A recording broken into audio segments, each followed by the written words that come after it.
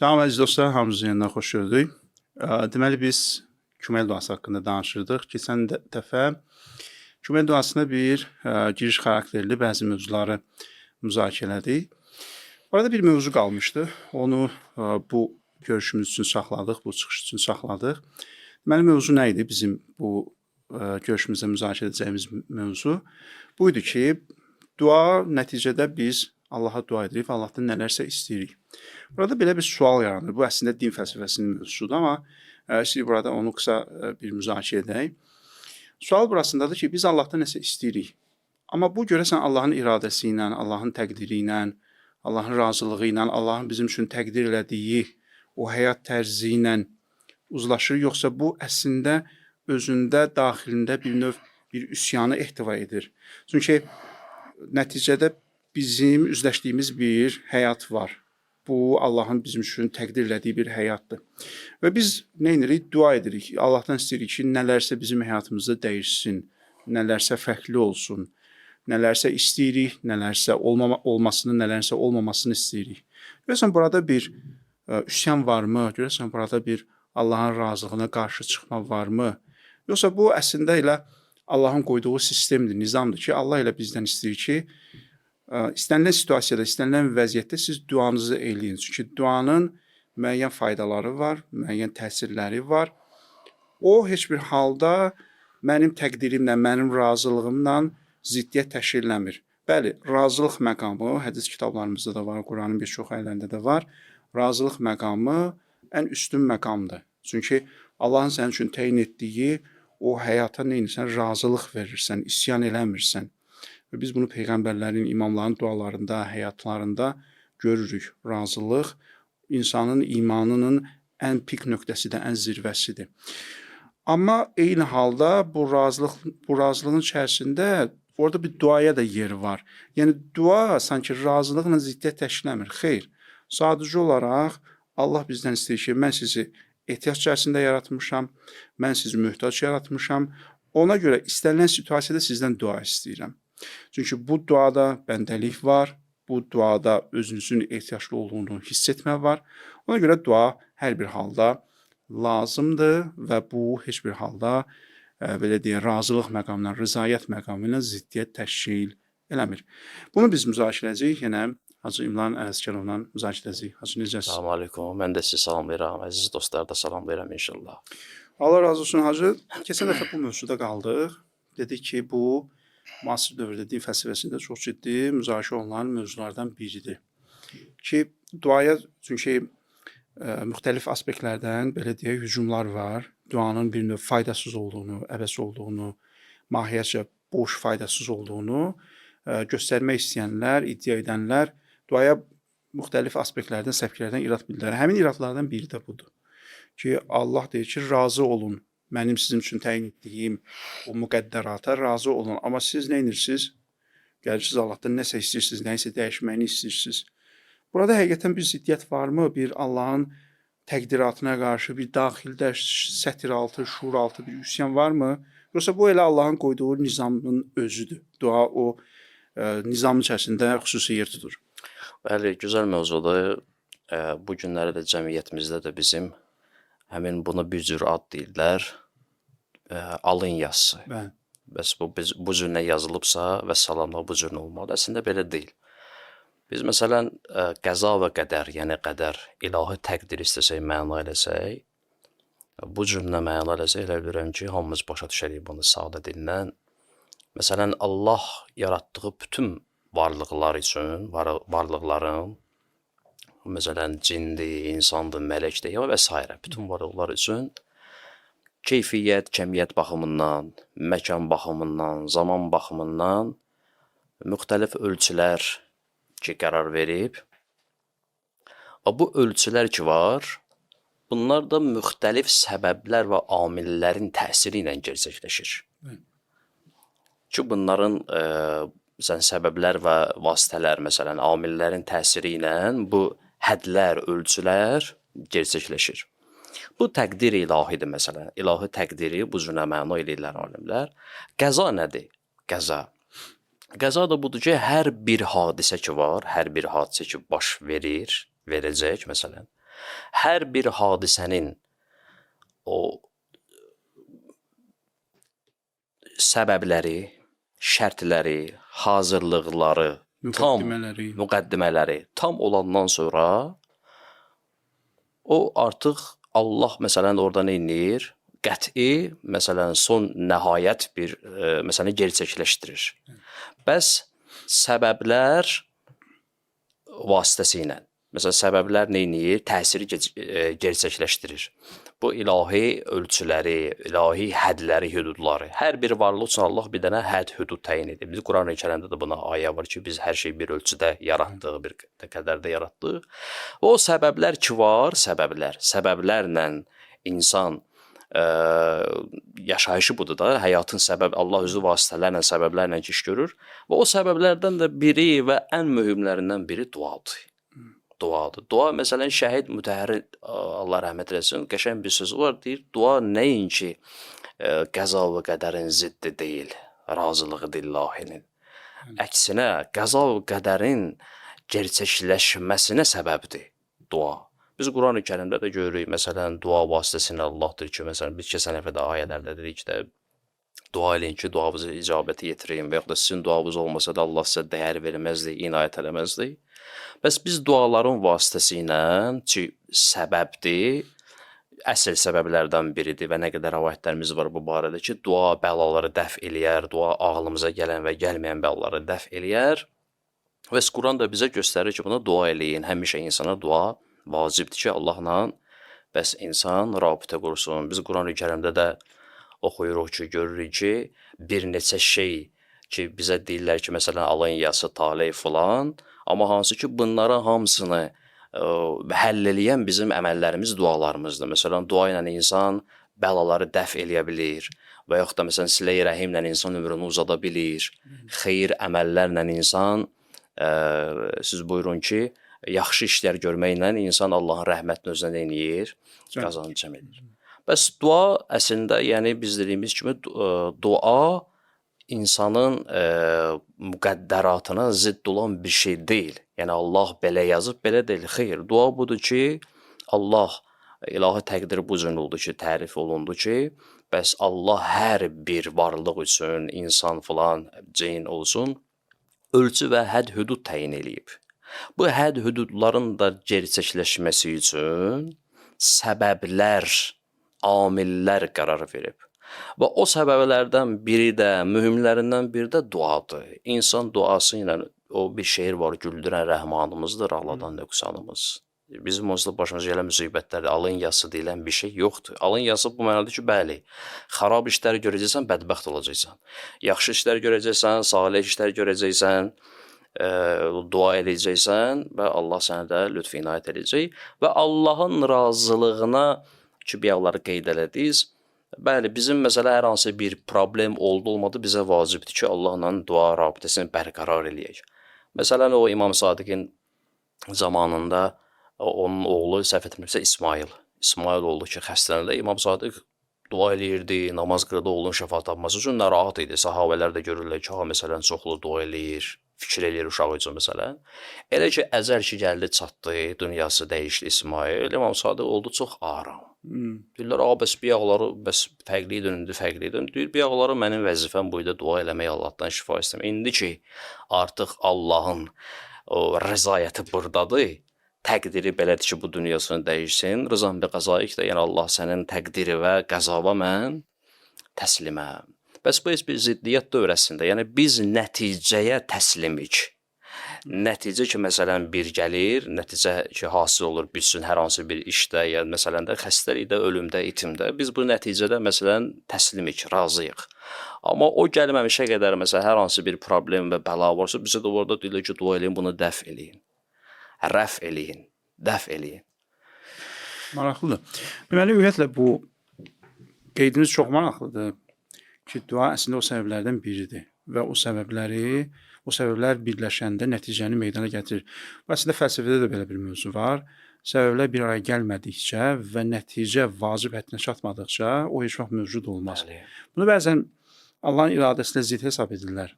Hətta fəlsəfəni tənqid edənlər tənqid etdiyi mövzulardan biri budur ki, siz necə deyirsiniz ki, bir şey vacib həddinə çatmadan mövcud ola bilməz. Bəs Tanrının iradəsi harda qaldı? Yəni buradan belə çıxırmı ki, o şey özlüyündə Tanrının iradəsindən müstəqil şəkildə vacib həddinə çatır və mövcud olur. Tanrı sanki kənarda bir seyirci kimi qalır. Amma filosoflar buna cavab verir ki, xeyr, burada Tanrının və ya Allahın, yaradanın kənarda seyirci qalması ümumiyyətlə müzakirə mövzusu deyil. Nəyə görə? Çünki o varlığa və ya səbəblərə o xüsusiyyəti verən elə Allahdır. Allahın iradəsidir. Bəli. Və çox maraqlıdır ki, fəlsəfədə ümumiyyətlə həqiqi səbəb, çünki səbəbin növləri var. Onlardan biri də yaradan səbəbdir, fail səbəbdir, iş görən səbəbdir. O səbəblərdən elə əsası Allah hesab olunur. Bəli də burada Allahın iradəsində heç bir dəyişiklik baş vermir ki, Allahın iradəsi sadəcə Allahın o iradəsi ki, məsələn, biz o təqdiratda danışdıq ki, məsələn, o ölçülər var, həddlər var, onun mühəqqəq olmasıdır insanın duası ilə. İnsan dua eləməklə onu gerçəkləşdirə bilir. Bəli, Allahın iradəsində heç bir dəyişiklik baş verə bilməz. Allahın iradəsi əzəlidir, məsələn. Ki, sadəcə biz dua ilə, hər hansı bir əməllərimizlə, xeyir əməllərlə o lazım olan şeyləri mühəqqəq edirik. Nəinki Allahın iradəsi dəyişilir. Burada bir maraqlı bir sual çıxır. Əslində bu sual mənim zehnimdə yeni yarandı. İstəyirəm bu, məncə izləyicilərimiz üçün də maraqlı olar bunu müzakirə edək. Siz İmam Sadiqdən misal gətirdiniz. İmam dua elədi, amma oğlu dünyasını dəyişdi. Baxın, burada maraqlı bir sual yaranır. İmam dua edir, amma oğlu dünyasını dəyişir. Bunu iki cür oxumaq olar bu məsələni. Bir, İmam dua elədi, amma duası qəbul olmadı. Bu bir qiraətdir, belə deyək, versiyadır. İkinci versiya budur ki, İmam dua elədi, amma gerçəkləşmədi. Nəinki imamın duası qəbul olmadı. Bu iki fərqli bir şeydir. Bir var deyək, imamın duası qəbul olmadı. Bir var deyək, imamın duası gerçəkləşmədi. Yəni, bu fəlsəfədə də var və ya məntiqdə muqtəzi mane məsələsi. Yəni, təsir öz yerindədir, amma ortada bir mane var. Çünki bəzən insan bunu özünə dərd edə bilir. Deyir, mən dua edirəm, amma dualarım qəbul olmur. Görəsən, mən pismi insanam. Görəsən, mən pismi bəndəyəm. Bu, din fəlsəfəsində müzakirə olması gərəkən bir mövzudur. Çünki bunun bir psixoloji təsiri də var, psixoloji qatları da var. İnsan bəzən özü barəsində bədbin olur, pis fikrə düşür ki, görəsən mən yaxşı insan deyiləm, Allah məni sevmir. Və bu çox ağır nəticələr gəlib çıxara bilir. İnsan depressiyada olur, insan həyatdan lazımınca zövq ala bilmir, ləzzət ala bilmir, ibadətlərdə də lazımınca vaxt ayıra bilmir, yeri gəndə sonda bu İmtahanla da nəticələnə bilər, öz nəzərə də nəticələnə bilər. Ona görə bunu istəyirəm sizdən müzakirə edək. İnsan dua edir, o dua gerçəkləşmir. Ola bilsin ki, insanın, keçən dəfə biz demişdik ya, dua insanın nəfəsi pak olanda, ruhu ali olanda o ontoloji təsir yarada bilir. Ola bilsin ki, insan bu qüdrətə sahibdir. Amma ortada başqa bir məsləhət var, onun daha üstün məsləhəti var. Məsələn, ən üstün nümunə, belə deyərdim ki, ən bariz nümunələrdən biri də Həzrət Fatimə nümunəsidir. Həzrət Əli Həzrət Fatimə üçün dua edirdi, Həsən Hüseyin dua edirdi, amma Həzrət Fatimə neçədə şəhadətə çatdı. Ola bilsin ki, orada şəhadətə çatmanın faydası orada duanın qəbul olmasından və ya gerçəkləşməsindən daha üstündür. Çünki onun gətirdiyi nəticələr, onun gətirdiyi üstünlüklər daha məsləhətlidir, nəinki orada Həzrət Fatimə şifa tapsın və həyat o cür davam eləsin. Bunun üçün müzakirə edək. Bəli, o cür nədir? İmamların duasına, məsələn, Peyğəmbər və imamların duasını biz nə qədər hədislərimizdə, rəvayətlərimizdə görürük ki, bu ağaların duaları müstəcabdır. Bunlar ki, dua edədilər, bu ağalar hətmən ki, məsələn, Allah qəbul edir. Amma bəzən də görürsünüz ki, bəzən belənçində İmam Sadiq dua elədi övladı üçün. Və ya da hər hansı bir imam məsələn dua elədi, o yerdə heç bir şey baş vermədi, məsələn dünyasını dəyişdi övladı. Mən belə düşünürəm ki, bu barədə orada imamın vəzifəsidir dua eləmək. Məsələn, Allahdan şifa istəmək mənim vəzifəmdir. Allah şifa versin. Amma bir də o ki, imam özü iradə eləyir ki, mütləq bu şəfa tapsın. Mən elə bilirəm ki, burada bizim etiqadımız budur ki, o adam şəfada da var, hər bir şey olur. Çünki biz bunu Kərbalada da görmüşük, İmam Hüseyin Kərbalada istəsəydi nələr eləyən bilməzdi ki, heç. Həzrət İsa misalında məsələn. Həzrət İsa məsələn, hə. Və yenə imamlarımız da bu cürədir ki, bu imamlarımız istəsələr əgər, iradə etsələr, o bir gəlir İmam Sadiqə buyurur ki, ağacan, siz qeybi bilirsiniz? Dedi, yox. Amma istəyəndə bilirik. İstəyəndə bilirik. İndi imam belə öz-özündə qeybi bilməz, amma birdən qeybdən xəbər bilmək istəsə biləcək onu. İmam peyğəmbər bu cür nədir? Bu imamlar, amma ki qaldı bizim kimi məsələn, biz insanlar. Sıradan insanlar. Sıravi insanlar, günahkar insanlar bizim kimi. Bizim dualarımızın qəbul olmaması, bəzi alimlərimiz buyururlar ki, heç bir dua rədd olunmur. Bütün dualar qəbul olur. Bəzən elə olur ki, Allah biz bilmirik axı biz həkim insan deyilik, hikmətli insan deyilik. Hikmətli insan o insandır ki, eyni həqiqətdən xəbər bilib, həqiqəti danışmaq, vaqiyyətdən danışmaq. Biz bilmirik, cahil insanlar olduğumuza görə hələ bilirik ki, nəsə istəyirik Allahdan, bu duada qəbul olmadı. Bəzən pis sözlər də deyirik ki, Allah məni sevmir, naümid oluruq filan, müəyyən sözlər, namünasib sözlər işlədirik. Amma biz bilmirik bunu. Bunun əgər sən bir şey ki istəyirsən Allahdan, bəlkə bunun baş verməsi sənin üçün zərərdir, sən bunu bilmirsən.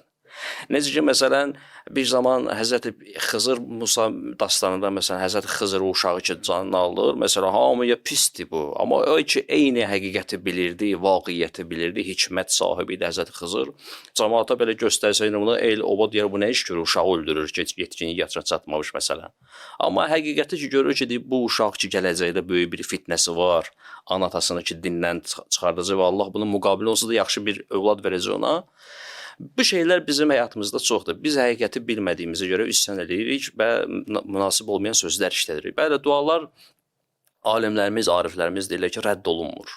O əslində qəbul olunub bu cürlə. Sən bunu başa düşə bilməmirsən. O Quranda ayə var, nə çox şeylər var ki, siz onun dalınca gedirsiniz, amma sizin zərərinizədir. Və nə çox şeylər var ki, siz ondan qaçırsınız, sizin xeyrinizədir. Bəs dualar bu tərəfi var. İkinci tərəfi budur ki, bəzən Allah saxlayır, onu bərzəx aləmində, qiyamət aləmində mükafatla versin. Bəzən də indi bizim Kumeyli duasında da vardı. Allahümmə məğfir zunubəlləti, Allahümmə məğfir liyə zunubəlləti, təhbisi dua. Duanı həbs eləyən günahlar da var ki, bu da özü bir dənə amildir ki, gərək insan da o özünü təmizləsin. Nə üçün? Bəzən görsən, hədis-i qudsimizdə də var, Quran-ı Kərimdə ayə də var, indi məsələn zehnimə gəldi deyərəm. Məsələn, hədis-i qudsidə Həzrəti Musaya Allah deyir ki, Musa, məni çağıranda günahsız dillə çağır. Günah eləməyən dillə çağır, məsələn. Təbii ki də, indi bir insanın günahkar deyil, adam var görsün, söyüşür, qeybət eləyir, sonra getdi Allahu Ekber, Bismillah, namazını qıldı, sonra gəlir, nə bilim, bir dənə dua eləyir, eləmir. Təbii ki, bunun o belə dəyəri nə olar? Düzdür, Allah ərhəmər rahimindir. Yenə də, məsələn, bunun özünə qiymət ver ki, bu duanı necə müstəcab eləyə bilirlər ki? Yəni, bu ağzından, o hədislərdə var da, o deyir, bir insanın ağzından pis qoxu gəlir, mələklər gedir. Niyə o deyir? O deyir, çünki o söyür. O ağızda qoxu var. Bir insan ki, dili ki, məsələn, daim gözəl, hikmətli sözlər danışar, Allahdan danışar, qəlbinin sözünü deyər, ilahi sözlər deyər. Təbii ki, bunun duası fərqli bir nəticə verəcək. Və həmçinin bizim Quran-ı Kərimdə ayələrimiz də var. Uzkurullah kəmə hədəkum, kəmə əlləməkum.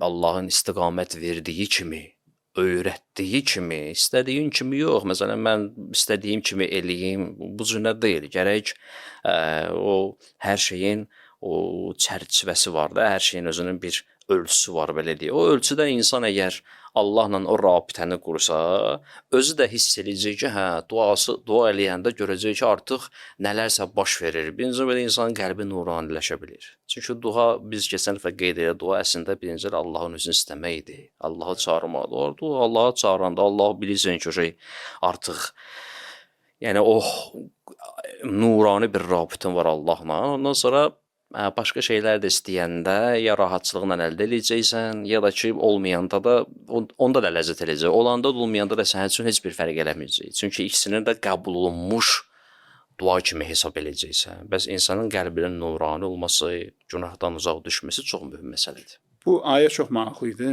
Allah sizi hidayət etdiyi kimi, göstərdiyi kimi, öyrətdiyi kimi dua eləyin. Əslində duanın ədəb qaydaları da insan necə dua etməlidir. Duanın ədəb qaydaları, yəni insan necə dua etməlidir. Çünki mən şahidi olmuşam. Sən insan var haram üçün dua edir. Adam var gəlib məsciddə lotereya üçün dua edir ki, oynadığım lotereya çıxsın, uduş əldə edim. Sən bu olmaz. Bu ki, ümumiyyətcə haramdır. Çünki sən Allahdan, Allahın razı olduğu şeyi istəməlisən. Sən Allahdan Allahın narazı olduğu şey istəyə bilməzsən, çünki Allah səni o şeydən çəkindirir.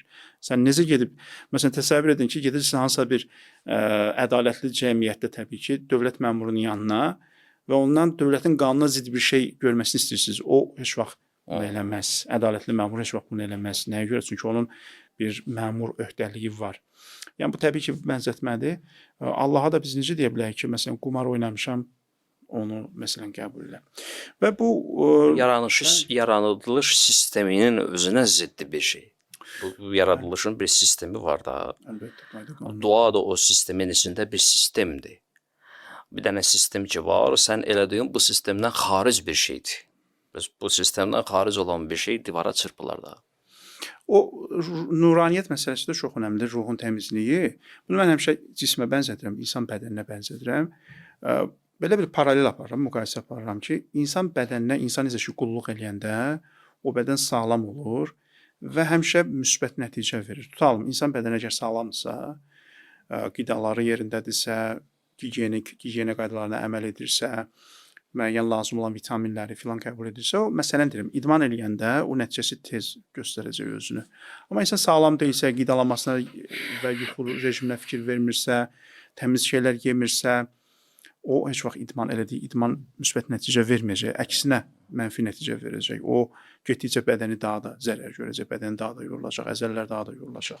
İnsan ruhu da sanki o cürdür. Sən insan ruhunu nə qədər təmiz saxlasan, o zikirlərlə, dua ilə, ibadətlə o qədər mənəviyyat tapır, o qədər ruhaniyyət tapır, o qədər paşlaşır və təmizlənir. Və təmizləndiyi qədər o aləmə təsir edə bilir. Çünki bu ariflərin nəzəri irfan mövzusunda, elmində çox maraqlı bir məsələ var. Bu mükaşifə dediyimiz bir şey var da, daxili görmə. İnsan ruhu paşlandıqca o müəyyən sirli həqiqətləri görə bilir. Qeyb aləminə aid müəyyən sirli həqiqətləri görə bilir. Çox maraqlıdır ki, bu o belə deyək də Molla Sadran təbir desək, təşqiq var burada, dərəcələr var. Elm kimi, elmin bir qatı yoxdur, bir dərəcəsi yoxdur, onun da dərəcələri var. Məsələn, bir ibtidai tələbə ilə, orta təhsil olan tələbə ilə, ali təhsil olan tələbə ilə bir tədqiqatçı, alim, bunlar eyni deyil. Nəzəri irfanda da ariflər deyirlər ki, insanın paşlıq səviyyəsi də bu cürdür, onun da dərəcələri var. İnsan var ibtidai səviyyədə özünü təmsil edib, insan var orta səviyyədə, insan var yüksək səviyyədə. İnsan bu yolu qət elədikcə, o qeyb aləmindən İbn Sina da bunu ariflər məqamlarında deyir ki, insan yavaş-yavaş o bəzi sirləri görməyə başlayır. Lakin bu ruhu hələ tam paşlaşmadığı üçün bəzən ona şeytan müdaxilə edə bilir. Burada ariflər deyirlər ki, gördüyün o daxili görmə, mükaşifə dediyimiz şey, o qeyb aləmi ilə ünsiyyətdə ki olursan, bəzi sirləri görürsən, burada gördüklərini test etmək üçün sən özünü peyğəmbərin mükaşifəsi ilə, peyğəmbərin daxili görməsi ilə, peyğəmbərin şəriətinin nəməsi müqayisə etməlisən. Əgər sənin gördüklərin ona uyğun gəlirsə, deməli sənin o mükaşifənə şeytan müdaxilə etməyib. Yox, əgər sənin o görmən, mükaşifən hələ aşağı səviyyədədir, ibtidai səviyyədədirsə, o zaman orada şeytan müdaxilə etməsi ehtimalı böyükdür. Ona görə hər mükaşifəyə də güvənmək olmaz. Ariflər özləri tapşırırlar ki, bəzən şeytan bura müdaxilə edə bilir. Ona görə nə olmalıdır? Mütləq ustad olmalıdır. Və irfanda da bu çox təkid olunur ki, ustadı olmadan bir insan əgər bu seyri sülüklə məşğul olsa, onun ustadı şeytan olur. Niyə? Çünki çox xətərli bir yoldur, çox təhlükəli bir yoldur. Adam var bununla məşğul olur, axırda özünü İmam Zaman elan edir. Niyə? Çünki o yükün altına girə bilmir. Məsələn, dünyəvi sahədə də bu cürdür. Adam var birdən-birə çox məşhur olur, o məşhurluq yükünü götürə bilmir. Adam gedir intihar edir. Mənəvi aləm də bu cürdür. Bəli. Çox gözəl nöqtələrdən acayip. O bir nəfər var idi, bir ustad ki məsələ buyurdu, bu seyri suluq irfan məsləkindən. Bizim tələbəçilik vaxtımızdaydı. Bu ancaq özü üçün zikir falan eləyirdi. Mənəvi qəşəng abo havası var idi. Bunun gecə ibadətləri, itaətləri, özü üçün müxtəlif zikirləri, gündə 1000 dənə, nə bilim 3000 dənə səcdədə məsələn zikri Yunisi, yəni məsələn 3000, 5000 dəfə deyirdi falan. Mən bir dəfə ona dedim ki, sən ustadsız ki bunu edirsən, gərək insanın o hədisdə var, hələkə mən leysə ləhu murşidun həkimun, belə bir rivayət var. Ki, həlak olar o insan ki, onun murşid bir həkimi olmasın, yol göstərən bir murşidi olmasın. Və bir qrup insanlar ki, var beləsinə bir zaman eşq yanır, şövq yanır onlarda, bu haldır, mələkədir. Hal ki, gəlir bunlara Bunlar ki bir müddət belə işlərlə ki məşğul olurlar. Sonra başlayırdı məsələn mələkuti yuxular görürdü bu.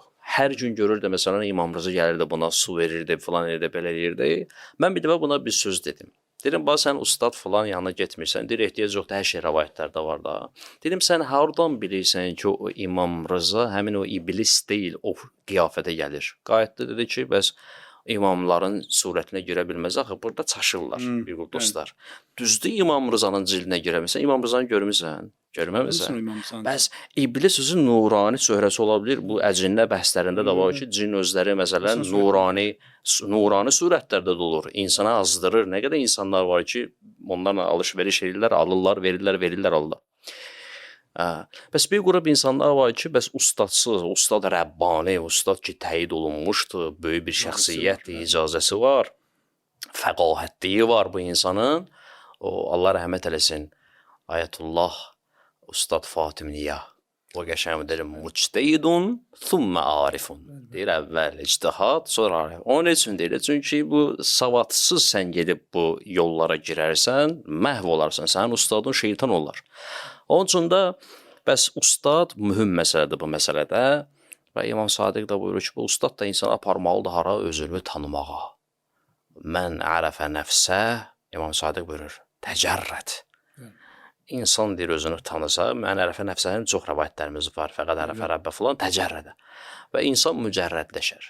İnsan da mücərrədləşəndə o İmam Sadiqə sual edir ki, siz divarın o biri tərəfini görürsünüz, deyir, yox, biz divarın burasında dururuq ki, oraya, biz yuxarıdayıq, hər yeri görürük məsələn. Bir qrup insanlar bu imam üçün deyil, imam ki, onlar üçün la yuqası bihim əhəddir, onlarla kimsə müqayisə olunamaz, onların mərifəti ilə, irfanı ilə.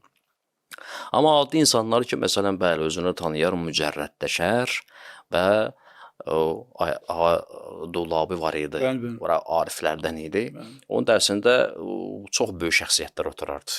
Mən düzdür, yaşayışın onun zamanında olmamışam, tələbəsi, amma videolarından, köhnə videolar bir ikidən düşmüşlər. Mən baxmışdım orada, böyük alimlər Ayətullah Behiştiyə qədər onun məclisində otururlar, əxlaq dərsinə qulaq asırdılar. Əxlaq dərsinə bəzi mətləblər deyirdi ki, buna sual verirdilər o böyüklərdən. Deyirlər ki, sən bu mətləblər ki deyirsən, buna hardan deyirsən? Biz eşitməmişik, oxumamışıq. Əxlaq kitablarında, mərifət kitablarında yoxdur. Deyirlər, əz cayi ki, nə mibinir, nə mişinəvid. O yerdən ki, nə görürsünüz, nə eşidirsiniz. Bəs bir qrup insan var ki, bu mələkut aləmi ilə rabitəsi var və o da həmin nuraniyyətdir, qəlbi nuranidir və böyük şəxsiyyətlərə ki, müttəsil olub və çəkiblər onları aparıblar. Ona da əhl-i beytə. Bəs vilayətsiz də əhl-i beytsiz bu irfan falan deyilən bir şey yoxdur, əlbəttə. Allah razı olsun, Hacı, maraqlı söhbət idi. Biz istədik bugün Kumel dostuna daxil olaq, amma nəsə yenə çatdırmadıq. İnşallah. Ümid edirəm gələn çıxışımızda, gələn verilişdə, gələn görüşümüzdə Kumel dostuna daxil olarıq. Əziz dostlar, bugünlük bu qədər. İnşallah növbəti podkastda görüşənədək hələlik.